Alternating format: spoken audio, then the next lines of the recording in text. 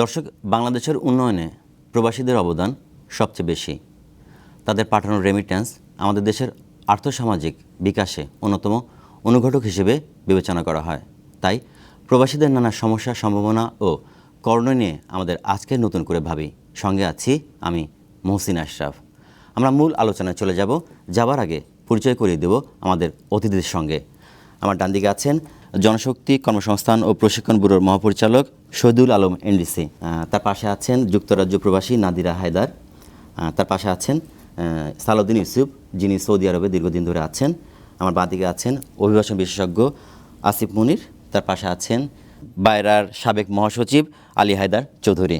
তার পাশে আছেন মাছরাঙা টেলিভিশনের সিনিয়র রিপোর্টার মাসিক রাহাত, যিনি অভিবাসন নিয়ে দীর্ঘদিন ধরে কাজ করছেন। আমরা মূল আলোচনায় চলে যাচ্ছি। নাদিরা, আপনি তো প্রবাসে ছিলেন বেশ কিছু বছর। তা প্রবাসীদের নানা সমস্যা নিয়ে আপনি যদি কিছু দেখে থাকেন, আমি আপনার অভিজ্ঞতা একটু জানতে চাই। আসলে আমি যতটুকু সময় থেকেছি বা আমার আশেপাশে যতটুকুই দেখেছি, একটা প্রবলেম হচ্ছে ভাষা নিয়ে।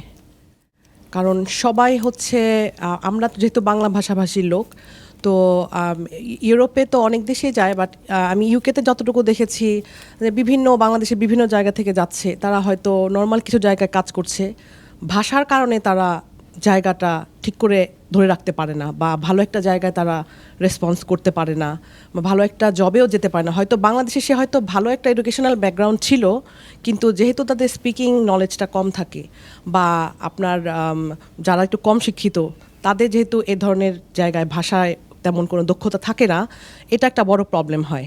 আর আরেকটা যেটা বলবো, যে এয়ারপোর্টে ধরেন ইউরোপ আমেরিকা থেকে যারা আসে, তাদের যেভাবে দেখা হয়, তাদের দেখলে কিন্তু সবাই একটু অ্যালার্ট হয়ে যায়। তাদের লাগেজও চেক করতে চায় না, বা তাদের নিয়ে আলাদা কোনো টানাহেঁচড়াও করতে চায় না, ছেড়ে দিচ্ছে। বাট আমি নিজে দেখেছি যে যখন মিডল ইস্টের কিছু এমপ্লয়িরা আসে বা আসে, তাদের কি করা হয়, মানে যথেষ্ট হেনস্থা করা হয়। তাদের হয়তো লাগেজ খুঁজে পাচ্ছে না, তারপর হয়তো বা ধরেন তার লাইনে দাঁড়াচ্ছে, তাদের সাথে ব্যবহারটাও কিন্তু ঠিকমতো করা হয় না। বাংলাদেশের রেমিটেন্সের যে পরিমাণ টাকা মানে বাংলাদেশে আসছে, আমার তো মনে হয় অর্থনৈতিক ক্ষেত্রে ওইটা অনেক বেশি পরিমাণ মনে হয় করছে। কিন্তু সেই হিসেবে আমি মনে করি যে প্রবাসে যারা আছে তাদের আরেকটু সুবিধা পাওয়া মানে বেশি জরুরি, অ্যাটলিস্ট তাদের ভালোর জন্যে, যে তারা দেশের জন্য করছে, তাদের ফ্যামিলিকে বাঁচানোর জন্য হলেও দেশে কিন্তু অনেক উপকার হচ্ছে। তো তাদের আরেকটু হলে আমার মনে হয় ভালো হয়। আচ্ছা সালাউদ্দিন ইউসুফ, আমি আপনার কাছে এখন যাব। আমরা যত জানি যে প্রায় 30 লাখের মতো লোক এখন সৌদিতে প্রায় বোধহয় আছেন, 30 লাখ বা তার বেশি হতে পারে। তা আপনি তো দীর্ঘদিন ধরে আছেন, আপনি কি কি সমস্যা ফেস করেন? আসলে আমরা সৌদি আরব আমি 20 বছর যাতায়াতের মধ্যে আমাদের এয়ারপোর্টে আমাদেরকে তুচ্ছভাবে অবহেলিত অনেকভাবে আমরা এয়ারপোর্টে হই। যেহেতু আমরা দুবাই এয়ারপোর্টে ট্রানজিট করি, কুয়েত এয়ারলাইন্সে আসলে কুয়েত এয়ারলাইন্সে ট্রানজিট করি, কাতার এয়ারলাইন্সে আসলে কাতারে ট্রানজিট করি। ওদের ব্যবহার আর আমাদের বাংলাদেশি এয়ারপোর্টের ব্যবহার মনে হচ্ছে যে আমরা মানে ঘাই বলদের মতোই এরকম দুর্ব্যবহার হয় আমাদের সাথে। বিশেষ করে ঢাকায় আসলে অনেক টাইমে আমরা টলি পাই না। লাকিজগুলা তো কষ্ট করে নিই, তারপরে লাইনে দাঁড়াই। লাইনে যেমন আমি 9 মাস আগে এইটা ধরেন এয়ারপোর্টের সমস্যা তো একটা ব্যক্তি বিশেষ বা ক্ষেত্র বিশেষ একটা যে জিনিসটা আপনার কাছে আমি জানতে চাইছি, যে আপনি তো সৌদি আরবে থাকেন, তাই সেই জায়গায় ধরেন আমাদের যে দূতাবাস আছে বা ওই দেশে তো অন্য দেশের শ্রমিকরাও কাজ করেন, প্রবাসীরাও আছেন, তাদের দেশের শ্রমিকদের সঙ্গে আমাদের দেশের শ্রমিকদের দূতাবাসের যে সহায়তার বিষয়টা, সেই জায়গাটা কি সমস্যাগুলো আপনারা ফেস করেন? আচ্ছা, আমাদের দূতাবাসে আসলে আমরা সার্ভিস অন্য দূতাবাস থেকে পাই না। কারণ আমি অন্য দূতাবাস না, মানে পার্থক্যটা আমি বলছি। পার্থক্যটা হলো এটাই, আমি আপনাকে বলি। আমার এক পাকিস্তানি হাজি একজন পাসপোর্ট হারিয়ে ফেলছে। তো পাকিস্তান থেকে আমার উমরার কাজ করি, তো আমি ওখানে উমরার কোম্পানি আছে, তো আমি ওখানে গেছি পাকিস্তান এম্বাসিতে। ওই পাসপোর্টটা রেডি করতে আমার 1 ঘন্টা লাগছে। আমাকে অনেকভাবে ভালো সার্ভিস দিচ্ছে তারা, কিন্তু এই সার্ভিসটা আমরা বাংলাদেশ দূতাবাসে পাই না। কি ধরনের সমস্যা ফেস করেন? সমস্যা হলো আমরা গেলে সিরিয়াল ধরলে দালাল আছে, দালালরা টাকা চায়, টাকা পয়সা দিয়েও আমরা কোনো সার্ভিস পাই না। ওখান থেকে সৌদি আরবের দালাল না, বাংলাদেশি দালালে সৌদি আরবে, বাংলাদেশি দালালে সৌদি আরব দূতাবাসে, বাংলাদেশ দূতাবাসে কাজ করে সৌদি আরবে। হ্যাঁ, লোকের সাথে কানেক্ট আছে। আচ্ছা, যেহেতু আপনার নিবন্ধন করার পরেও একটা পাসপোর্ট নিবন্ধন করার পরেও আমরা টাকা দিয়ে অনলাইনে ওরা দ্রুত উঠিয়ে দেয়। টাকা দিলে দ্রুত উঠে যায়, আর টাকা না দিলে ওটা অনেক লিঙ্গার হয় এবং সম্মত পাওয়া যায় না। ওই ক্ষেত্রে দেখা গেছে আমরা দেশে আসতে পারি না। আমরা দেশে আসতে পারি না ছুটি নিয়ে। আর এয়ারপোর্টের যে সমস্যা, বাংলাদেশ এয়ারপোর্টে যেমন আমরা এত কষ্ট করি রেমিটেন্স, হয়তো আমি ব্যবসা করি, কিন্তু কয়জনে বা ব্যবসা করে 800-1000 রিয়াল বেতনের চাকরি করে দেশে আসে, দেশে আইসা আপনি লাকির যদি মাথা ঘুরে এই টলি না পাই, যাওয়ার সময় তো এই সমস্যাটা হয়। যেমন 2-3 দিন আগেও দেখলাম 1 কিলোমিটার আগে গাড়ি থেকে নামাই দিচ্ছে যাত্রী মাথায় লাকিজটা, ব্যাগটা এয়ারপোর্টের ভিতর পর্যন্ত নিতে হয় মাথা করে। হয়তো আপনারা দেখছেন সময় টিভিতে 2 দিন আগেও দেখাইলো। তো এই সমস্যাগুলোর সমাধান করা দরকার। যেমন টিকিট আমাদের, আজকে আমি 8 মাস আগে আসছি, 62,000 টাকা আপ ডাউন 62,000 টাকা টিকিট আমি কেটে আসছি। এখন এক টিকিট তাহলে ওয়ান ওয়ে হচ্ছে আপনার 31,000 টাকা, তাহলে ওয়ান ওয়ে 31,000 টাকা হলে এখন টিকিট হলো 1 লক্ষ টাকা। 1 লক্ষ টাকা এটা কে দেখবে? প্রবাসীরা এত টাকা কোথায় পাবে? একটা নতুন লোক বাংলাদেশ থেকে যেতে লোন নিয়ে, কিস্তি নিয়ে, টাকা উঠিয়ে কত কষ্ট হয় না করে প্রবাস যায়। হয়তো আসতে বা পয়সা থাকে তার কাছে টিকিট করতে পারবে, কিন্তু যাওয়ার সময় কী করবে সে? এই ইতিমধ্যে আপনার অনেক এয়ারপোর্টে যায় করোনা টেস্টের জন্য ফ্লাইট মিস হয়ে গেছে, তখন টিকিটটা রিফান্ড হচ্ছে না। আমার নিজের টিকিটও রিফান্ড হয় নাই, আমার নিজের টিকিটও নষ্ট হয়ে গেছে। আমি 9 মাস আগে আসছি মার্চে, আসার পরে আমাকে এজেন্সি বলছে আপনার কোনো সমস্যা নাই, যে সময় যাবেন আপনি শুধু বলবেন 1 সপ্তাহ আগে আমি রিটার্ন টিকিট কমপ্লিট ওকে করে দেবো। কিন্তু আমি সৌদি এয়ারলাইন্সে গেলাম, টিকিটটা হাতে ধরাই দিয়ে বলছে এজেন্সির সাথে যোগাযোগ করেন, আপনার টিকিট নাই। ইউসুফ ভাই, আপনাকে ধন্যবাদ। আসলে যে বিষয়টি আপনি বলছিলেন এয়ারপোর্টের বিষয়টা নিয়ে, এটা আসলে সিভিল এভিয়েশনের বিষয়ে আমরা তাদেরকে চেয়েছিলাম, তারা আসেননি। আমরা আরও আমাদের এখন বাইরের প্রতিনিধি আছে, সাবেক মহাসচিব বাইরের হায়দার ভাই। তবে আপনার তো রিক্রুটিং এজেন্সিগুলো নিয়ে কাজ করেন, তা আপনাদের কাছে প্রবাসীরা কোন বিষয়গুলো নিয়ে সবচেয়ে বেশি অভিযোগ করেন বা আপনাদের কাছে এরকম? বেসিক্যালি প্রবলেম যেটা বিদেশে যারা আমাদের কর্মী ভাইয়েরা আছে, যে ভেরিয়াস প্রবলেমে আছে, দূতাবাসের সার্ভিস, আমাদের এত জনবল সেখানে, কিন্তু দূতাবাসের জনবল তত বেশি নয়, এই সেবা যতটুকু পর্যাপ্ত পরিমাণ দেওয়া দরকার সেগুলো হয়তো সুযোগ হচ্ছে না। সেখানে আরও কীভাবে বেটার করা যায়, যেহেতু জনবল কম, সেখানে অন্যান্য এম্বাসিগুলো কীভাবে এই সীমিত জনবল নিয়ে সার্ভিসটা দিয়ে থাকে, এইগুলো আমাদেরকে ওরা প্রবাসীরা আমার সাজেশন দিয়ে থাকে। ফিলিপাইন এই যে কমিউনিটি ক্লাব বলেন, under the umbrella of the embassy community club, সেখানে একটা কমিউনিটি ক্লাবের মাধ্যমে সেখানে কমপ্লেনগুলো তারা শুনে রিসিভ করে। কারণ আমাদের একটা সীমিত সম্পদের মধ্যে যত বেশি কমিউনিটিকে ইনভলভ করতে পারি, আমাদের এই তাদের প্রবলেমগুলো তত বেশি সলভ হয়ে যায়। অনেকেই আমার বোন বলেছেন যে ল্যাঙ্গুয়েজগত প্রবলেম আমাদের, সেখানে আমি ওয়েল কমিউনিকেট করতে পারি না আমার এমপ্লয়ারের সাথে। তারপরে হয়তো যে সে ঠিকমতো স্যালারিগুলো পাচ্ছে না, এগুলোর জন্য আমাদের হেলথ যে এগুলো নিয়ে আমাদের এই কমপ্লেইনগুলো সলভ করার জন্য কমিউনিটিকে ইনভলভ করতে পারলে সেখানে সেই সুবিধাগুলো পাওয়া যায়।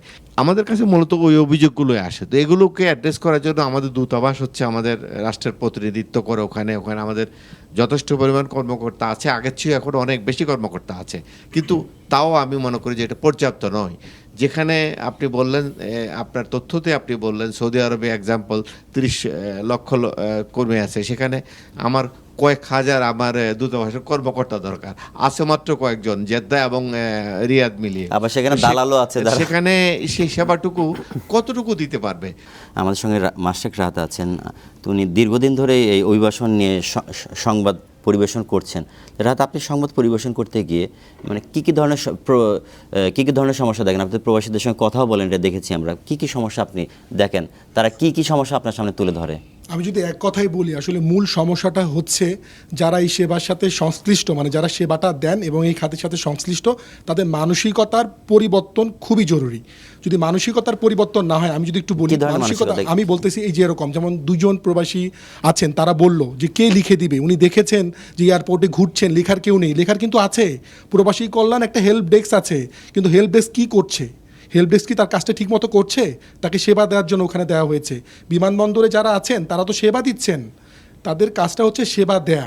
এখানে যে মানসিকতার পরিবর্তনটা খুবই জরুরি। আমার পাশে হায়দার ভাই বসে আছেন, 2000-এর বেশি রিক্রুটিং এজেন্সি আছে। বিএমইটি যখন লাইসেন্স দেয় তখন বড় একটি শর্ত হচ্ছে তার যে প্রতিষ্ঠানের সাইনবোর্ড থাকবে বাইরে। আপনি খুঁজতে যান 2000-এর মধ্যে আপনি 1500-ই পাবেন না যে তাদের কোনো সাইনবোর্ড আছে। তার মানে তাদের যে অফিসটা আছে তার অফিসটাই আপনি খুঁজে পাবেন না। ওয়াই? আপনি তো ব্যবসা করছেন, লিগাল ওয়েতে ব্যবসা করছেন, আপনি বিএমইটির ছাড়পত্র নিয়ে বৈধভাবে ব্যবসা করছেন। তাহলে এই ক্ষেত্রে মানসিকতার পরিবর্তনটা খুবই জরুরি যে আপনি যেখানে ব্যবসা করছেন আপনার একটা প্রতিষ্ঠান আছে, আপনার সাইনবোর্ড থাকবে। সাইনবোর্ড থাকবে না কেন? আপনার অফিসের ঠিকানা থাকবে না কেন? এটা যেমন খুবই জরুরি। আমি যদি আমার সর্বশেষ একটি অভিজ্ঞতা বলি, আমি এয়ারপোর্টে দেখেছি এখন এয়ারপোর্টে যারা যান তাদের করোনা সার্টিফিকেটটা এয়ারপোর্টে কিউআর কোড থাকার পরও আবার একটা সিল মারতে হয়। সেখানে লম্বা একটা লাইন। আমি দেখেছি যিনি সেবা দিচ্ছেন তিনি 1 ঘন্টা, আমি ওয়েট করে দেখেছি 1 ঘন্টা তিনি ফোনে কথা বলছেন। আমি দেখেছি 1 ঘন্টা উনি ফোনে কথা বলছেন, লাইনটা কত দীর্ঘ হয়েছে। এই যে মানসিকতাটা সেবা দেওয়ার, যে আমার এখানে অনেকে আছে আমি সেবা দেওয়ার জন্য এসেছি, এটা ফিল করাটা খুব জরুরি। আর আরেকটা বড় ধরনের সমস্যা হচ্ছে প্রবাসী কর্মীরা সঠিক তথ্যটা পায় না। কারণ আপনি ক্ষেত্রে বলতে পারেন তাহলে গণমাধ্যম কি করে? গণমাধ্যম যথেষ্ট পরিমাণ সংবাদ পরিবেশন করে। মূল সমস্যাটা হচ্ছে কোথায়? আমি শেষ করছি একটা কথা বলে। যেমন প্রবাসী কল্যাণ মন্ত্রণালয় থেকে খুব ভালো একটা উদ্যোগ নেওয়া হয়েছে, যারা দুবাইগামী প্রবাসী কর্মী মানে যারা বিএমইটি ছাড়পত্র নিয়ে যাচ্ছেন তাদের করোনা পরীক্ষার ফিটা ওয়েজ আর্নার্স কল্যাণ বোর্ড থেকে দিবে। এটা সংবাদ পরিবেশন হয়েছে, কিন্তু বিমানবন্দরে কোথাও আপনি লেখা দেখবেন না। এই কথাটা লেখা আছে যে প্রবাসী কর্মী যারা হচ্ছে বিএমইটি ছাড়পত্র নিয়ে যাচ্ছেন তাদের টাকাটা আমরা দিব। এখন অনেকে টাকা নিজের পকেট থেকে দিচ্ছেন, আবার অনেকে দেখা যাচ্ছে ভুল করে টাকাটা দিয়ে দেওয়ার পর অনেকে হয়তো বা সহায়তা করছেন বা বলছেন না আপনার টাকাটা আপনি পাবেন। এখানেও কিন্তু লেনদি হচ্ছে প্রসেসটা। অনেকে হয়তো বা জানছেন, অনেকে জানছেন না। বড় দুটা সমস্যা হচ্ছে একটা মানসিকতার পরিবর্তন, যত কথাই যে বলুক, আর একটা বড় কথা হচ্ছে সঠিক তথ্যটা তাদেরকে দেয়া। যে একটা সেবা দিচ্ছি আমি, যে আপনি এখানে যাবেন, আপনি অন্যান্য এয়ারপোর্টের কথা বলেছে, ওইখানে কি দেরি হয় না? ওইখানেও দেরি হয়। আপনাকে ঘন্টার পর ঘন্টা অপেক্ষা করতে হয় না? সেখানেও ঘন্টার পর ঘন্টা অপেক্ষা করতে হয়। কিন্তু তাদের যে অ্যাটিচিউড, সেবা দেওয়ার মানসিকতা, যে বসেন এখানে, যে একটা মানুষের অ্যাপ্রোচ, অ্যাটিচিউড, যে আমি সেবা দিচ্ছি, মানুষ হিসেবে তাদেরকে মনে করছি, বসেন, সেটাই কিন্তু অনেক কিছু অনেক কমিয়ে দেয়। আপনার হয়তো বা ভোগান্তি হচ্ছে, ব্যবহার আপনার ভোগান্তি হতে পারে, আপনার টেকনিক্যাল কারণে অনেক দেরি হতে পারে, আপনার ফ্লাইটটা মিস হতে পারে অনেক কারণে, কিন্তু তারপরে যে অ্যাটিচিউড বা বিহেভিয়ারটা সেটা খুবই জরুরি। রাধন ভাই, আপনার বিষয়টি না আমরা এখন শহীদুল আলম এনডিসি মহোদয়ের কাছে যাব। 3টি বিষয় এসেছে। রাত বলেছে মানসিকতা পরিবর্তন একটা দরকার, ওনারা বলেছেন এয়ারপোর্টে হেল্প ডেস্কের সমস্যা হচ্ছে, আর আরেকটা বিষয় হচ্ছে যে বাংলাদেশের দূতাবাসগুলোতে দালালদের মাধ্যমে একটা কাজের একটা প্রক্রিয়া চলে। তা আপনারা এই সমস্যাগুলো সমাধানে আপনারা চেষ্টা করছেন কি না? আপনাকে ধন্যবাদ জানাচ্ছি যে অন্ততপক্ষে কথাগুলো বলার জন্য আপনার আমন্ত্রণ জানিয়েছেন, এবং আমি ওপেন ইয়ারে বা টিভিতে বলতে পারছি। একটা ফ্লাইট যখন যায় তখন 300, 350, 400 যাত্রী যায়। এই 400-র মধ্যে প্রায় 350-ই থাকে ওয়ার্কার। তাহলে এয়ারপোর্ট থেকে ওয়ার্কার এবং যাত্রীদের মধ্যে যদি 80% হয় যে ওয়ার্কার শ্রেণী, তাহলে যারা বিমান পরিচালনা করেন বা ফ্লাইট পরিচালনা করেন, শুধু বিমান না, তাদের একটা সোশ্যাল রেসপন্সিবিলিটি হচ্ছে যাত্রীকে একটু কমফোর্ট দেওয়া, যাত্রীকে কোয়ালিফাই করে নেওয়া, যে সে যেন সময় মতো তথ্য পায়, তার ফর্মটা যেন যথাযথ পূরণ হয়। তো এটার জন্য কল্যাণ ডেস্ক হচ্ছে আমাদের একটা এক্সটেন্ডেড একটা অফিস ওখানে করা হচ্ছে। এর জন্য আলাদা কোনো লোকবল নেই। আমার অফিসের লোক দিয়ে, কল্যাণ বোর্ডের কিছু লোক দিয়ে আমরা সামাল দিচ্ছি। কিন্তু হওয়া উচিত কি, এই যে টিকিটের সাথে এম্বার্কেশন ফর্ম, এর জন্য তার আমি বা সরকার টাকা নেয় না। হওয়া উচিত হচ্ছে যখন টিকিটটা দিয়ে দিচ্ছে কোম্পানি, তার সাথেই যদি এম্বার্কেশন ফর্মটা দেয়, বাড়ি বসে পূরণ করে আসতে পারে। ছেলে আছে, মেয়ে আছে, আত্মীয় স্বজন আছে, তাহলেও তো একটা কাজ হতে পারে। যিনি বিমান বা ফ্লাইটের সাথে জড়িত তারই আসলে কাজ, কিন্তু তিনি করছেন না বলে প্রবাসী কল্যাণ মন্ত্রণালয় সাপোর্ট দিচ্ছে। We are supportive. আমি 7 মাস হয়েছি মহাপরিচালক। এই 7 মাসে আমি যতবার এয়ারপোর্টে গেছি, আমার ধারণা ইতিপূর্বে এইভাবে ওই কর্মীর পাশে যে দাঁড়িয়ে থাকা মানুষ খুব কম আছে। এই যে আপনার এর আগে কোয়ারেন্টাইন ছিল 25,000 টাকা করে আসলে বলছিলাম, আমরা সিস্টেমটার কথা বলছি, বাস্তবতা। রাহাত যেমন বলছিলেন যে আপনি করেছেন যে যারা বাইরে যাবেন তাদের করোনার পরীক্ষার টাকাটা আপনি দিয়ে দিচ্ছেন, কিন্তু তারা জানেই না। এটা কেন? আমি একটু সাপ্লিমেন্ট করতে যাচ্ছি, অনেকে জানেই না। এটা না জানার কোনো কারণ নেই, কারণ টাকা দেওয়া হচ্ছে, শত শত কর্মী সেখান থেকে টাকার স্লিপটা স্বাক্ষর করে নিয়ে জমা দিচ্ছেন। এখন ওখানে বিজ্ঞাপনের যদি ব্যাপার থাকে, টিভিতে স্ক্রল দেওয়ার ব্যাপার না থাকে। টিভিতে স্ক্রল দেওয়া রাজ যেমন এটা- বলছিলেন এটা আপনি একটা বড় আসলে যেটা বলতে এয়ারপোর্টের চাচ্ছি মধ্যে যে আপনি আপনাদের একটা সাপোর্ট সেবা সিস্টেম নেই। দিচ্ছেন, আপনি একটা সেবা দিচ্ছেন, অবশ্যই টাকা পাচ্ছে। আপনি ডেলি 2000 বা 1500 প্লাস লোক কর্মী যাচ্ছে, কিন্তু আপনি যে সেবাটা দিচ্ছেন ওখানে, এটা বিজ্ঞাপনের কিছু না। আপনি তো প্রবাসী কর্মী যারা যাচ্ছেন তারা জানতে পারবেন, অ্যাটলিস্ট একটা ইনফরমেশন যদি আপনি লিখে দেন, যারা বিএমইটি স্মার্ট কার্ড নিয়ে দুবাই যাচ্ছে জি। তাদের করোনার টাকাটা সরকার দিচ্ছে, সেই যে ডেস্ক থেকে আপনি টাকাটা দিচ্ছেন, আপনি তো গিয়েছেন এয়ারপোর্টে, জি। এয়ারপোর্টে যে ইয়াটা আছে পার্কিং এর নিচের প্লেসটা যেখানে এতগুলো রুম করা হয়েছে, যেখানে তারা ওয়েটিং রুমে বসে থাকেন, সেখানেও তো আপনি লাগিয়ে দিতে পারেন, খুব সহজ।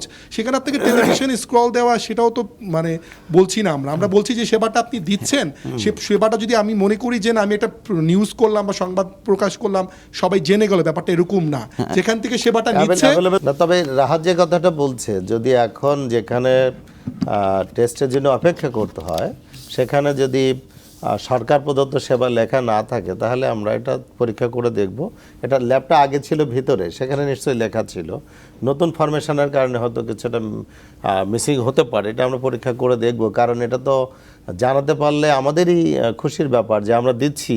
আর আপনারা যে বিষয়গুলো বলছিলেন, যেমন এয়ারপোর্টের ট্রলি, এটা একটা যেন দেখেও না দেখার ভান করছেন। আমি খুবই বিনয়ের সাথে বলবো, যে সমস্ত কর্তৃপক্ষের সাথে জড়িত, এটা আমি নিজেই খুব ব্যথিত। আমার একটা ভাই 5 বছর বিদেশে চাকরি করে ফিরলো, তাকে যেখানে মালা দিবে সেখানে মালা না দিয়ে তাকে হচ্ছে 50 কেজি ওজনের 2টো ট্রলি তার মাথায় করে আনতে হচ্ছে। আমরা চিন্তা করছি যে ভবিষ্যতে যাওয়ার সময় যেমন কল্যাণ ডেস্ক হেল্প করবে, ফেরার সময়ও কল্যাণ ডেস্কের আরেকটা সিস্টেম করা যায় কিনা, যখন তার সুটকেস নিয়ে কেউ বেশি জিজ্ঞাসাবাদ করবে, বেশি মাত্রায় কঠোর কথা বলবে, ওখানে আমার বিএমইটির কোনো কর্মী যে সাপোর্ট দেওয়ার জন্য, এটা যে তার পক্ষে দাঁড়ানোর জন্য আমরা চিন্তা করছি যে যখন ফ্লাইট ল্যান্ড করবে আমার একজন কর্মী যেন দাঁড়িয়ে থাকে, যাতে এয়ারপোর্টের কোনো বিশেষ ধরনের মানুষ তাকে হেনস্থা করতে না পারে।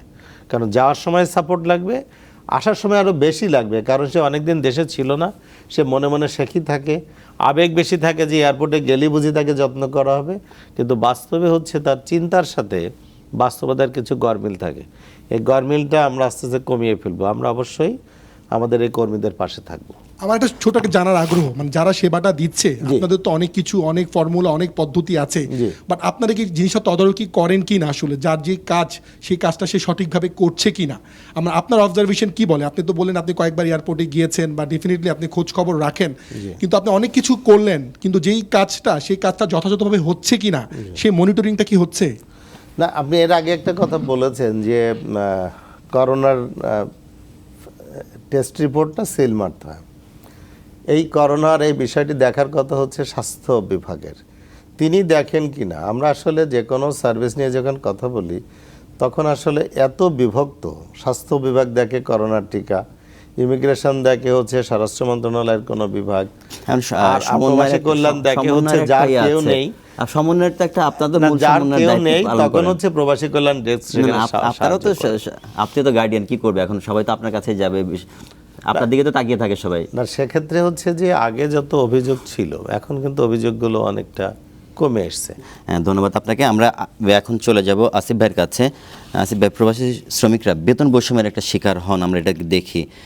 এটাকে একটা কাঠামোর মধ্যে আনার কি কোনো সুযোগ আছে কিনা? আচ্ছা, বেতন বৈষম্যের আগে যেটুকু আলোচনা হলো সেটার উপর আমার কিছু মন্তব্য ছিল, সেটা করে নিয়ে আমি বেতন বৈষম্যের প্রসঙ্গটা আসি। সেটা হলো যে যেটা বলা হচ্ছে, একটা আপনিও নিজে উল্লেখ করলেন সমন্বয়ের ব্যাপারটা। এইটা সাম্প্রতিককালে সরকার, বেসরকারি মহল, আন্তর্জাতিক সংস্থাগুলো যে ভাষাটা ব্যবহার করা হচ্ছে সেটা হচ্ছে যে হোল অফ গভর্নমেন্ট অ্যাপ্রোচ। এখন যেটা আপনি বলছেন যে হ্যাঁ, অভিভাবকের দায়িত্ব বিএমইটি, কিন্তু এখানে যে কোনো একটা কাজের ক্ষেত্রে যদি সরকার আমরা চিন্তা করি, তাহলে সরকারের বিভিন্ন মন্ত্রণালয় আছে, সকল মন্ত্রণালয়ের কিন্তু একটা সমভাবে দায়িত্বটা নেওয়ার বিষয় আছে। এখন সেই ক্ষেত্রে অভিবাসন, বিশেষ করে শ্রম অভিবাসনের ক্ষেত্রে কিন্তু একটা স্টিয়ারিং কমিটিও আছে, যেটির মাননীয় প্রধানমন্ত্রী সেটা হেড করেন, চেয়ার করেন। কিন্তু আমার জানা মতে গত কয়েক বছরের মধ্যে এটার কোনো বৈঠক হয়নি। সেখানে কিন্তু একেবারে উচ্চ পর্যায়ে, মন্ত্রী পর্যায়ে, সচিব পর্যায়ের একটা কমিটি ফর্ম করা আছে, আর সেটার পরে আরেকটা ন্যাশনাল কমিটি ফর্ম করা আছে। 2 বছর করোনা কাল গিয়েছে, সেখানে ঠিক আছে, করোনা কাল হলেও কিন্তু আমরা দেখেছি মাননীয় প্রধানমন্ত্রী সহ অনেকেই ওয়েবে আমরা দেখেছি যে মিটিংগুলো হচ্ছে।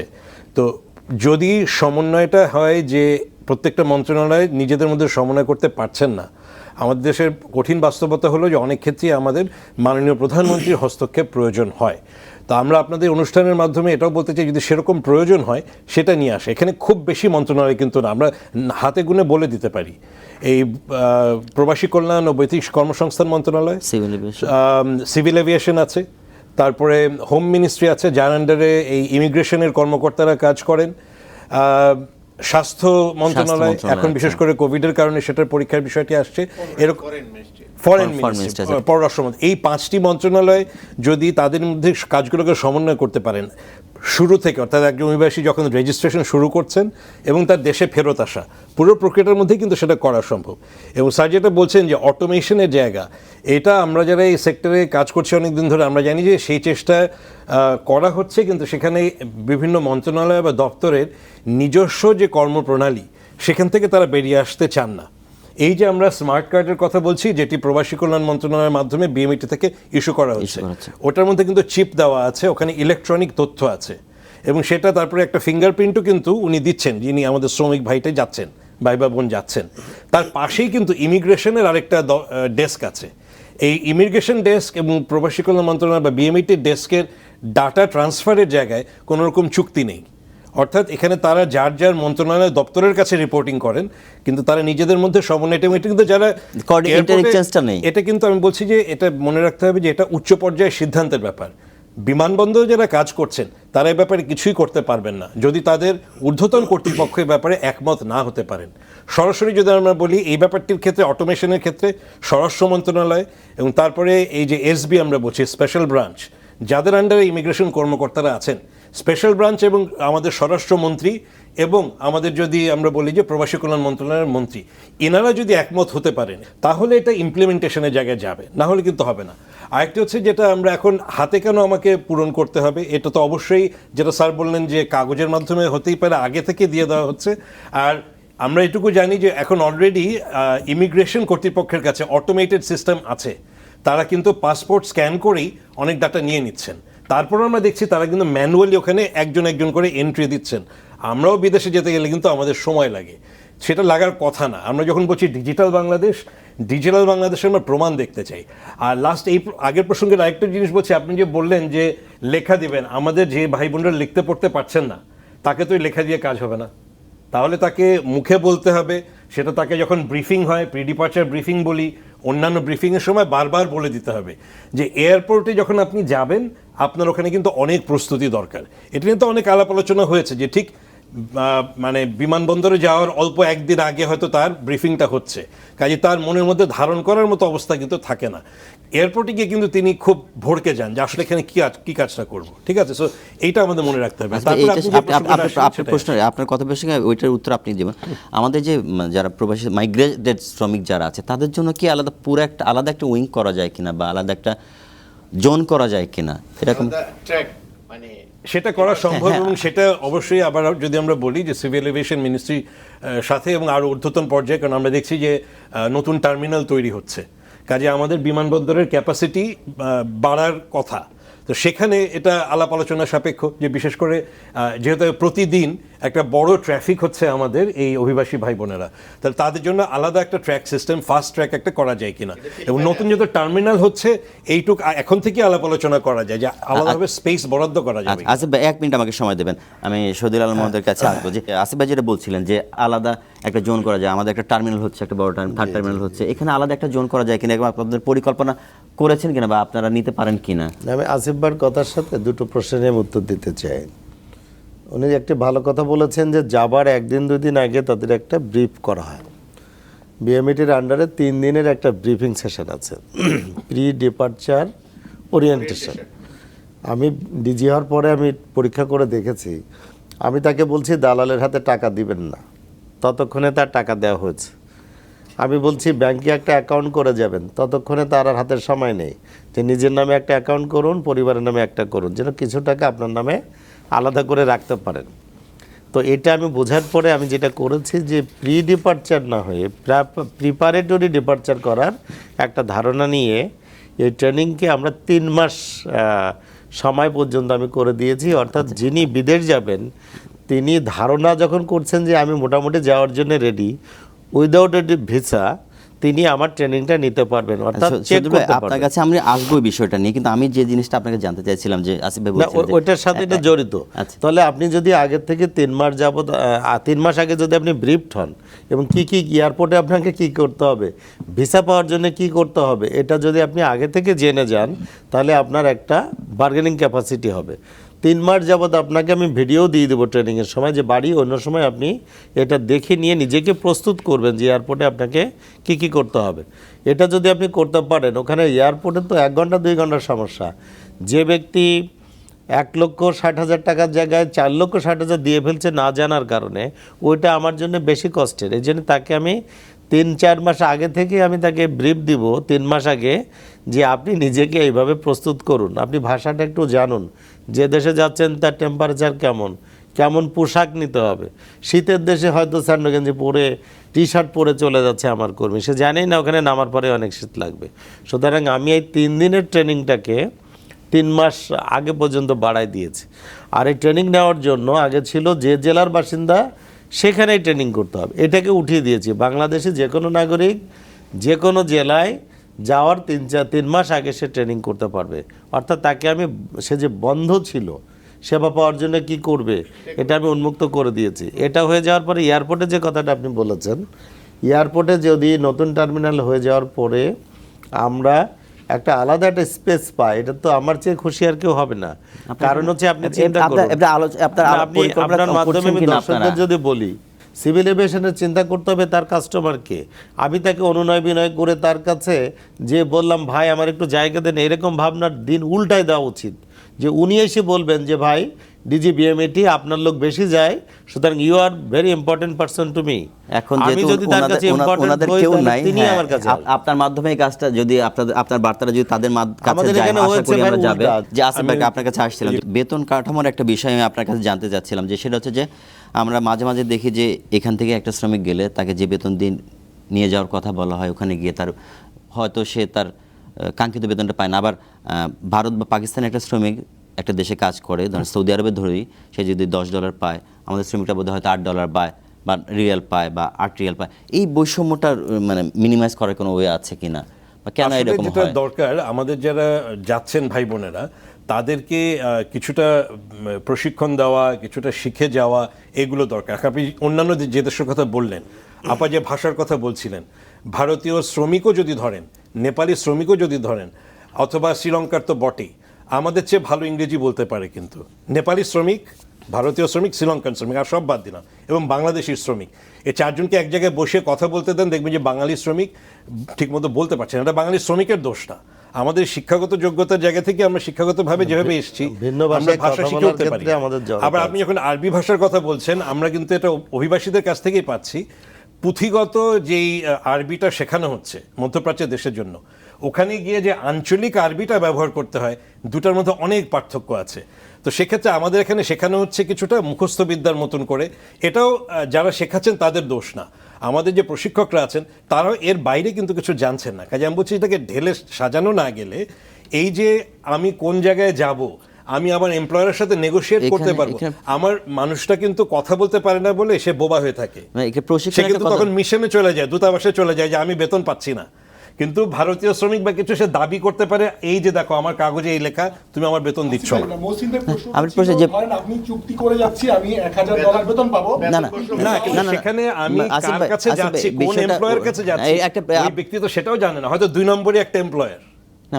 আর প্রশিক্ষণ একটা BMAT তো প্রশিক্ষণ দিচ্ছে, কিন্তু আপনি বলছেন যে প্রশিক্ষণের ঘাটতিটা কি থেকে যাচ্ছে? প্রশিক্ষণের অনেক রকম, এটা শুধু ভাষাগত না, অন্যান্য এটা চেষ্টা হচ্ছে বিভিন্ন ক্ষেত্রে। যদি বলি, সেটা যদি আমরা বলি যে এখন কিছু চেষ্টা হয়তো হচ্ছে, আমরা বলছি যে করোনার কারণেও ভবিষ্যতে অনেক ধরনের ভিন্ন ধরনের কাজের প্রশিক্ষণ দরকার হতে পারে।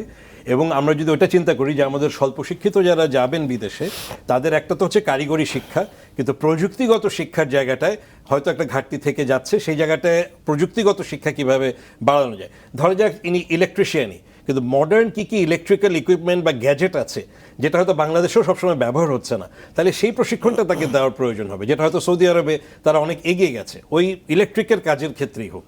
বা কনস্ট্রাকশন ওয়ার্কার যদি এখন নতুন ধরনের গ্যাজেট বা ইকুইপমেন্ট ব্যবহার হয়, তাহলে সেইটার প্রশিক্ষণ তার দরকার হবে। আমি কি আচ্ছা, আসিফ আপনার ভাই- প্রশিক্ষণ নিয়ে আসিফ আমি ভাই আগে সেটা বলতে পারবো এখানে? আমি আসিফ ভাইয়ের সাথে একটু সাবলিমেট করতে চাচ্ছি, জি, সেটা হায়দার হচ্ছে ভাই। কি বিদেশে যারা আছেন তারা ভালো করে বুঝবেন, আমাদের ব্যাংকিং সিস্টেমটা ওখানে এই যে একটা রিমোট এরিয়াতে যে লোক কাজ করে, সে গিয়ে ব্যাংকে যখন টাকা ট্রান্সফার করতে আসে তখন তাকে নানা রকম প্রশ্নগুলো জিজ্ঞাসা করা হয়। সে একসাথে 4 মাসের বেতন একসাথে পাঠানোর জন্য আসছে, তো এখন তার হয়তো 4000 রিয়াল সে পাঠাবে, তখন তাকে প্রশ্ন করে তোমার বেতন 800 রিয়াল, তুমি 4000 কেন পাঠাও, নানা রকম প্রশ্ন করে। এতে করে সে ভয় পেয়ে যায়। এই জন্য তারা ইনফর্মাল চ্যানেলটাকে প্রায়োরিটি দিচ্ছিল। আমাদের যে তথ্যগুলো আসছে, আমাদের কথা হচ্ছে কি সার্ভিসটা আরও রিমোট এরিয়াতে আমার লেবার যে ডেস্টিনেশনগুলো আছে, কান্ট্রিগুলো আছে, এখানে যতগুলো সার্ভিস আছে সার্ভিসগুলোকে আরও রিমোট এরিয়াতে যদি আমরা পৌঁছে দিতে পারি, দেন ফর্মাল ওয়েতে আসবে। আমাদের যে নতুন শ্রমবাজার তৈরির ক্ষেত্রে যে সরকার উদ্যোগ নিয়েছেন বা নিচ্ছেন, সেটা কি সন্তোষজনক কিনা আপনি কি মনে করেন? আসলে সেটাকে আপনি সন্তোষজনক বা অসন্তোষজনক থেকে বড় একটা বিষয়, যদি আমি কিছু ফিগার বলি, দেখা যাচ্ছে যে সার্বিয়ায় কর্মী যাচ্ছে, কত কর্মী যাচ্ছে, বা জাপান আমরা একটা শ্রমবাজার উন্মুক্ত করলাম, কিংবা রোমানিয়া, এসব শ্রমবাজার আসলে আমাদের যে প্রচলিত শ্রমবাজার তার এখনও 1%ও না। যে নতুন শ্রমবাজারের কথা যদি আমরা বলি, পরিসংখ্যানের দিকে আপনি যদি তাকান, আমাদের যে প্রচলিত শ্রমবাজার সেই তুলনায় নতুন যে শ্রমবাজার সেগুলো 1%ও না। এখানে সবচেয়ে ইন্টারেস্টিং বিষয় হচ্ছে যে সার্বিয়ায় আমি নতুন শ্রমবাজার খুললাম, সরকারি উদ্যোগে 100 জন কর্মী গেছে। এরপরে যখন আপনি স্ট্যাটিস্টিক্সটা নেবেন যে 1 বছরে বা বিগত 5 বছরে আসলে সার্বিয়ায় কতজন কর্মী গেছে, তার মানে কর্মীটা আপনি গেছে নতুন শ্রমবাজার, সেই শ্রমবাজারকে আপনি প্রশস্ত করতে পারেন নাই, বা সেই শ্রমবাজারটাকে আপনি আসলে ধরেও রাখতে পারেন নাই। সেটা একটা বড় সমস্যা আমার কাছে মনে হয়। আচ্ছা, ধন্যবাদ রাহাত। শুধু ভাই, এবার আপনার কাছে আসবো কয়েকটা প্রশ্ন। রাহাতেরটা তো একটা থাকলো, তার আগে আসিফ ভাই বলেছেন প্রশিক্ষণে ঘাটতি আছে, এটাকে আরও জোরদার করা। তারপর ব্যাংকিং সুবিধার কথা, একটা প্রত্যন্ত অঞ্চলে যারা আছেন, মানে বিদেশে যারা প্রবাসী থাকেন, এই বিষয়গুলো না আপনার ব্যাংকিং চ্যানেল চালু করে, এই বিষয়গুলো না আপনাদের পরিকল্পনা আছে কিনা বা ভাবনাটা কি? একটা সুখবর আপনার মাধ্যমে দিতে চাই। গত 11 তারিখে আমরা একটা বড় প্রোগ্রাম করেছি। শিল্পমন্ত্রী মহোদয় ছিলেন, প্রবাসী কল্যাণ মন্ত্রী মহোদয় ছিলেন, 2 সচিবও ছিলেন। আমি প্রস্তাবটা দিয়েছি যে আমার ট্রেনিং সেন্টার হচ্ছে, ল্যাবগুলো হচ্ছে ঘরের ভিতরে, এই ল্যাব থেকে 3 মাসের একটা ট্রেনিং করালাম, সে তো বাস্তব ট্রেনিংটা পাচ্ছে না। এই জন্য ভবিষ্যতে শিল্প মন্ত্রণালয়ের সাথে আমরা একটা আমব্রেলায় আসবো, হাতে কলমে শেখার জন্য তাকে ইন্টার্নশিপ দিবে ইন্ডাস্ট্রি। ভোকেশনাল আমাদের টিটিসি না, যে যেখানে টেকনিক্যাল কাজ শিখবে সেটা যদি অ্যাটাচমেন্টটা শিল্প নীতির মধ্যে প্রবেশ করে, যে তাদেরকে শ্রমিক হিসাবে, ওয়ার্কার হিসাবে অ্যাটাচমেন্ট দিতে হবে। আপনি কাজের সুযোগ যদি না দিয়ে তাকে বলেন যে আপনার কি যোগ্যতা আছে, কি দক্ষতা আছে, তো দক্ষতা অর্জনের যদি আপনি প্ল্যাটফর্মই না দেন, তাহলে দক্ষ হবে কি করে? এই জন্য আমরা চিন্তা করছি যে একটা ইন্ডাস্ট্রিয়াল লিঙ্কেজ আমরা ভবিষ্যতে গড়ে তুলব। আমরা তাকে ভর্তি করব অনলাইনে, তাকে ট্রেনিং দিব, এবং অ্যাট এ টাইমে তাকে অ্যাটাচমেন্টে দিব ইন্ডাস্ট্রিতে। ওখান থেকে যখন ফিরবে, কিছু দেশে চাকরি হবে, বেশিটাই আবার ওই প্ল্যাটফর্মে নিবন্ধিত থাকার কারণে সে বিদেশ যেতে পারবে। এটা হলে আমার মনে হয় যে ট্রেনিংগুলোকে তখন দক্ষ বলা যাবে। আচ্ছা, এটা যদি আসলে বাস্তবায়ন হয়, তাহলে আমরা আশা করি আমাদের বাস্তবায়ন তো হতেই হবে।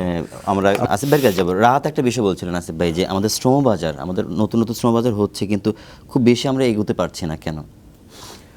নতুন শ্রমবাজারের ব্যাপারে কিছু কিছু গবেষণার কাজ হয়, কিন্তু আসলে যেটা দরকার, যেটা বিভিন্ন সময় প্রস্তাব এসছে, যে মন্ত্রণালয়েও একটা দপ্তর বা একটা ইউনিট থাকা দরকার যেটা গবেষণার জন্য। এখন সেটা আমরা সরাসরি মন্ত্রণালয়ের সাথে কাজ করে জানি যে গবেষণার মতো কাজে, মানে বিশেষ করে পড়াশোনা ভিত্তিক কাজের ব্যাপারে অনেক সময় অনেকের আগ্রহটা কম থাকে। যেমন টেকনোলজির ক্ষেত্রে আমরা দেখতে পাই, এবং বিশেষ করে সরকারি দপ্তরেও অনেক সময় দেখা যায়। তো এইটা যদি আগ্রহের জায়গা থাকে এবং একটা ম্যান্ডেটরি থাকে যে একটা ইউনিট থাকবে, এবং সেখানে দরকার হলে সেরকমভাবেই লোকজন নিয়োগ দেওয়া হবে যারা গবেষণার কাজটা করবেন। এখানে এক ধরনের একটা মার্কেট স্টাডি, নিয়মিত চর্চা দরকার। আরেকটা হচ্ছে যে আমাদের মানে যেটা প্রথাগত যেই বাজারটা রয়েছে, আমরা বলি যে মধ্যপ্রাচ্যের বাজার, এর বাইরে আরেকটা জায়গায় আসতে হবে। একটা ছোট্ট উদাহরণ দেই, যে আমাদের যে নারীরা প্রবাসে কাজ করতে চান গৃহশ্রমিক হিসাবে, কিন্তু তার বিকল্প উদাহরণ আমরা দেখেছি জর্ডানে কি যাচ্ছে, জর্ডানে গার্মেন্টস কর্মী হিসেবে যাচ্ছে, এবং তুলনামূলকভাবে তাদের নির্যাতনের শিকার হচ্ছেন কম, তারা বেতনের ব্যাপারেও তাদের অনেকটা নিয়মতান্ত্রিকভাবে হচ্ছে। আমরা একই জায়গায় বারবার মালয়েশিয়ার কথা চিন্তা করছি, বারবার মধ্যপ্রাচ্যের কয়েকটি দেশের কথা চিন্তা করছি। সেটা থেকে আস্তে আস্তে আমাদের পরিবর্তনের জায়গায় যেতে হবে। আপনি কিছু বলছেন ইউসুফ ভাই, আপনি বলছিলেন কিছু। স্যারকে একটা প্রশ্ন করবো, আসলে আমাদের টাকাটা আমরা পাচার করতেছি এখন, যেহেতু বিমান বাংলাদেশ এয়ারলাইন্স আগে যে রেটটা ছিল 35 হাজার টাকা বা 55-60 হাজার টাকা আপ ডাউন টিকিট, বর্তমানে 1 লক্ষ টাকা নিচ্ছে, যেহেতু সাথে সাথে সৌদি এয়ারলাইন্স বিভিন্ন এয়ারলাইন্সও ওই টাকাটা নিচ্ছে আমাদের থেকে। তাহলে আমাদের টাকাটা এখন আমরাই পাচার করতেছি। এই সিন্ডিকেটটা কারা? আপনারা হয়তো উনি বাইরার প্রেসিডেন্ট যেহেতু মহাসচিব, সাবেক মহাসচিব, মহাসচিব। হ্যাঁ, তো আটাবের বা আমাদের যে মন্ত্রণালয় আছে, ওনারা তো নিশ্চয়ই জানে এই সিন্ডিকেটটা কারা করতেছে বাংলাদেশে। তাদেরকে চিহ্নিত করা হোক, তাদেরকে চিহ্নিত করে এখানে আপনার ভাড়ার তো কোনো অবকাশ নেই, ভাড়ার তো কোনো বিষয় নেই। এত টাকা নিচ্ছে, বিমান হয়তো লসে আছে, ক্ষতিগ্রস্ত আছে, তাই আমাদের থেকে 3 গুণ বেশি নিচ্ছে ওটা পোষানোর জন্য। কিন্তু ওই 3 গুণ বিমান পোশাক আমাদের থেকে, কিন্তু সৌদি এয়ারলাইন্সকেও তো টাকাটা দিতে হচ্ছে আমাদেরকে। ওরা তো আমাদের থেকে টাকাটা নিয়ে যাচ্ছে, যেহেতু এখানে পার্সেন্টেজ আছে। আমি যদি 70 জন দিই বিমানে, 30 জন দিতে হবে সৌদি আরবে, বা অর্ধ পার্সেন্টেজ আছে। তো এই ক্ষেত্রে ওটা একটু আমি স্যারকে অনুরোধ করবো এই জিনিসটা দেখার জন্য। ধন্যবাদ ইউসুফ ভাই। আমি আপনাকে একটু মানে ডিজি মহোদয়ের উত্তরের আগে একটু সাপ্লিমেন্ট করে একটু যোগ করতে চাই। ডিসেম্বর মাসে 1,30,000 শ্রমিক আমাদের গেছে।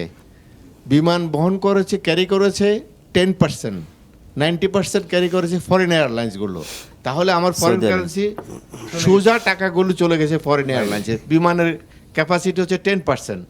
তাহলে বিমানের লস কি করে কাভার করবে? আমি তো এটার কোনো যুক্তি, কোনো মানে তথ্য, কোনো রকমের সংখ্যা পরিসংখ্যান আমার কাছে সৌদি ভাই, মনে হয় না। আপনার কাছে ধন্যবাদ। কোনো উত্তর আছে কিনা? হায়দার ভাই, তারপর ইউসুফ ভাই। না, উত্তর হচ্ছে, প্রথম হচ্ছে যে আমার গভীর সমবেদনা এবং বেদনার কথা উল্লেখ করছে যারা যাচ্ছেন।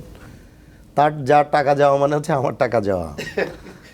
এটা নিয়ে আমরা খুব অরিড, এবং আমরা এই কথাগুলো মানে শোনার জন্য আমি অনুরোধ জানাবো যে একবার অন্তত বিমানের এমডিকে এখানে আনা দরকার, এবং বিমান ও পর্যটন মন্ত্রণালয়ের যারা ট্রাভেল এজেন্সি দেখেন, এরকম একজন অতিরিক্ত সচিব অথবা সচিব মহোদয়কে আমন্ত্রণ জানানো দরকার যে আসলে এর রহস্যটা কি।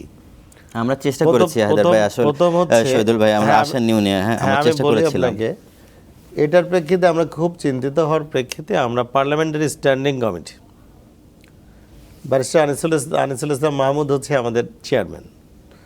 তো গত 11 তারিখে একটা সভা ছিল, এখানে সিভিল এভিয়েশনের সম্মানিত চেয়ারম্যান এবং বিমানের এমডি দুজনকে আমন্ত্রণ জানানো হয়েছিল যে আপনারাই বলুন যে 40-50 হাজার টাকার টিকিট কেন 1 লাখ হচ্ছে। আপনি যদি লস পুষিয়ে নেওয়ার কথা ওনারাও স্বীকার করেন, ওনারা বলেন না। 10% যাত্রী ক্যারি করছেন, 90% যাত্রী অন্যরা নিচ্ছে। তাহলে তো হচ্ছে যে একেবারে দেখা চোখে আমার টাকা, আমার ডলার চলে যাচ্ছে অন্য ক্যারিয়ারের কাছে। অন্য ক্যারিয়ার কাছে। তো এই কথাটা আপনি বুঝেন, আমি বুঝি, নিশ্চয়ই ওনারাও বুঝেন। তো এর মূল রহস্যটা কি? উনি বলেছেন যে আলাদা একটা সিন্ডিকেট থাকতে পারে। সেই সিন্ডিকেট যদি ইন্টারন্যাশনালি গড়ে ওঠে, তাহলে এগুলো কন্ট্রোল করার জন্য সিস্টেমটা হচ্ছে বাজারে বিমানের ফ্লাইট যেসব মার্কেটে ভাড়া বেড়ে যাচ্ছে, অন্য জায়গা থেকে ক্লোজ করে সৌদি আরবেই সস্তা করে দেওয়া, এবং একই সময় একই প্রোডাক্ট মানে আমাদের ক্যারিয়ারের জন্য দাম কমিয়ে দেওয়া, যে বিমানে, বাংলাদেশ বিমানে চড়লে আপনি কম পাবেন, তাহলে যাতে আমার কাস্টমারটা শতভাগ অন্য জায়গায় না যেয়ে এখানে অ্যাভেলেবেল ফ্লাইট থাকতে হবে, এবং ভাড়াটা অন্যরা যাতে কম্পিটিশনে আসার জন্য তাদেরটাও কমায়, এই জন্য একটি মার্কেট মেকানিজম লাগবে। তো আমাদের স্ট্যান্ডিং কমিটির সম্মানিত চেয়ারম্যান একটা পরামর্শ দিয়েছেন যে আপনারা কিছু কমান। আর একটা হচ্ছে ওয়ার্কার যদি বিএমইডির স্মার্ট কার্ড নিয়ে যায়, আপনি যে তার পক্ষে আছেন এই জন্য কার্ড দেখাইলে আপনি আরও 10% আপনি তাকে ডিসকাউন্ট দেন। অন্তত পক্ষে জাতির সামনে বলতে পারবেন যে বাংলাদেশ বিমান হচ্ছে শ্রমিক বান্ধব। এটা প্রতীকী হলেও আপনি আলাদা করে একটা গুরুত্ব দেন। আর আরেকটি কথা সেখানে আছে, কিছু ভাড়া হয়তো কমানোর একটি উদ্যোগ নেওয়া হচ্ছে, কিন্তু এই যে 2 মাসে নভেম্বরে 1,02,000, ডিসেম্বরে 1,31,000 মানুষ গেল, এই 2,33,000-এর মধ্যে তো 2 লক্ষ গেল সৌদি আরব, তারা তো বেশি টাকা দিয়ে গেল। আগামী 2 মাস যাবে, যাদের টিকিট কাটা হচ্ছে তারাও তো বেশি টাকা দিয়ে যাবে। তাহলে ভাড়া কমিয়ে দেওয়া হচ্ছে 10,000, 15,000, 20,000 টাকা যদি কমে যায়, এটা ফল ফলতে লাগবে তো মাস। তখন দেখা যাবে যে শ্রমিকের ফ্লো কমে গেল। তাহলে এই যে একটু একটু হাই ইন্টেলিজেন্ট ব্যবহার করা, এগুলো তো আমি নিজে ব্যক্তিগতভাবে পছন্দ করি না। না, সেটাই। তবে আপনার মাধ্যমে বলতে চাই, সেটি হচ্ছে যে কোনো শ্রমিকের কোনো কষ্ট হলে, তার ভাড়া বেড়ে গেলে, তার সুটকেস আটক করলে, কোথাও যদি তার বাধা পায়, আমি মনে করি এটা হচ্ছে আমার উপরেই একটা এক্সট্রা চাপ। আমি গতকালই এমডিকে বলেছি, আপনারা একটু, আপনি যদি যেটা বলছিলেন, আপনি বলেছেন আপনি প্রেসার গ্রুপে কাজ করলে গণমাধ্যম হয়তো আপনার সঙ্গেই থাকবে। না, যে আমি এমডি সাহেবকে বলেছি যে সেটি হচ্ছে যে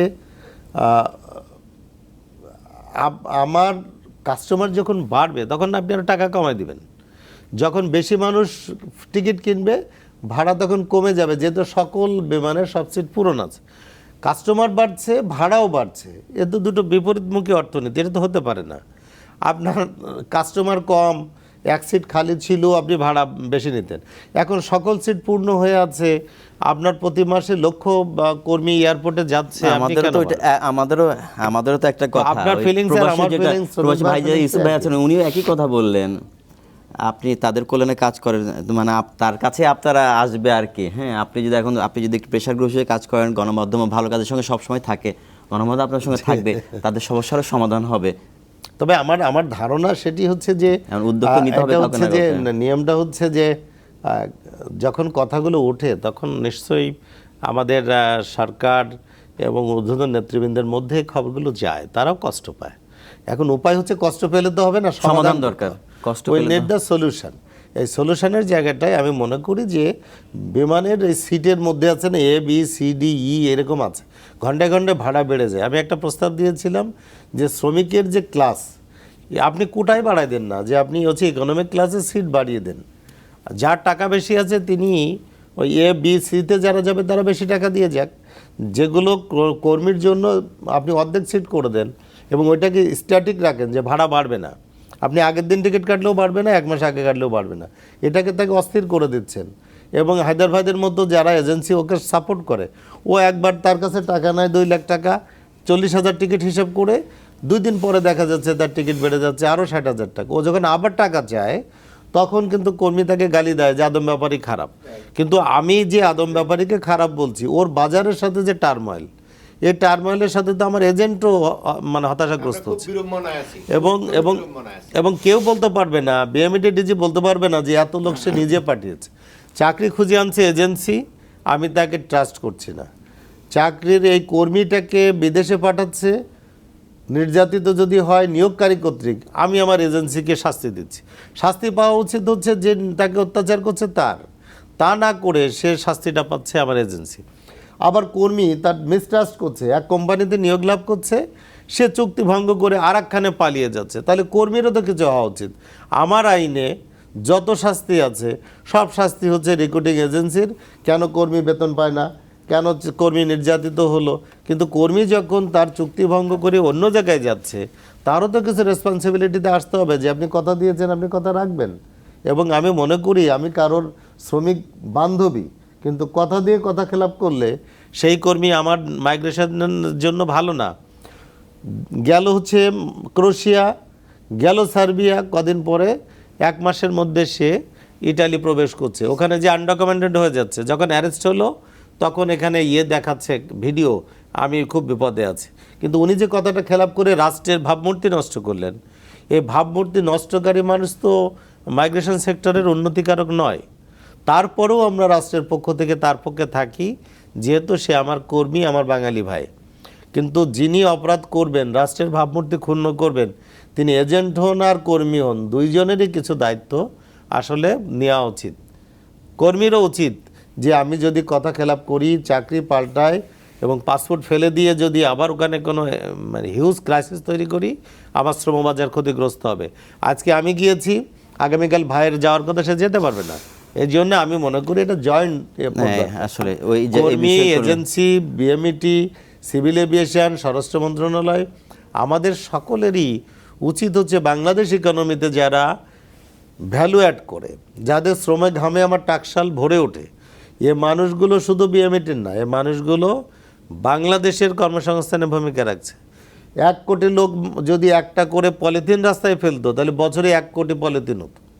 1 কোটি লোক যদি রাস্তায় কোনো হাঁটাহাঁটি করতো, তাহলে আমার রাস্তার এই ট্রাফিক জ্যাম আরো বেড়ে যেত। ফলে আইন শৃঙ্খলারও 1 কোটি লোক তো রেমিটেন্স পাঠাচ্ছে আমাদের, তারা তারা আমাদের হেল্প করছে, সুতরাং তারা আমার বাংলাদেশের আইন শৃঙ্খলার পক্ষে আছে।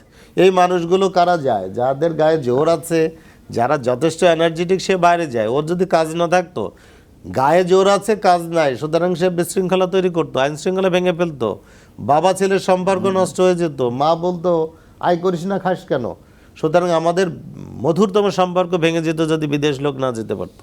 সুতরাং এই মানুষগুলো যেমন পরিবারের দায়িত্ব, সমাজের দায়িত্ব, সরকারিভাবে এবং যত রাষ্ট্রের department দায়িত্ব জড়িত হায়দার ভাই, সবার। আপনার সঙ্গে একমত। আমরা অনুষ্ঠানের প্রায় শেষ পর্যায়ে এসেছি। আজকে আলোচনা অংশ নেওয়ার জন্য আপনাকে অসংখ্য ধন্যবাদ। আসিফ ভাই আপনাকে ধন্যবাদ, হায়দার ভাই আপনাকে ধন্যবাদ, এবং আমাদের প্রবাসী দুজন ভাই এবং বোন আছেন তাদের ধন্যবাদ, আমাদের রাহাতকে ধন্যবাদ।